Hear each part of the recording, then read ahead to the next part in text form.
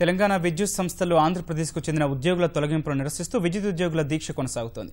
2 తెలుగు రాష్ట్రాల్లో ఏదేని ప్రభుత్వం తమను విధుల్లోకి తీసుకోవాలంటూ విద్యుత్ సౌధ ముందు ఖైరతాబాద్ కూడలి వద్ద ఉద్యోగులు మౌన దీక్షకు చేపట్టారు. 2 రాష్ట్రాల విభేదాల వల్ల తమకు అన్యాయం జరుగుతోందంటూ ఉద్యోగులు వాపోయారు.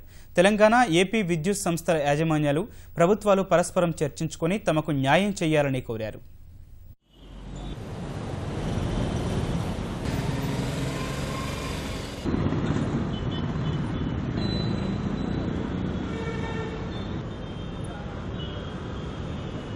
మూడు నెలల క్రితము 1253 మంది విద్యుత్ ఉద్యోగులను తెలంగాణ పవర్ యూటిలిటీస్ నుంచి విడుదల చేయడం జరిగింది.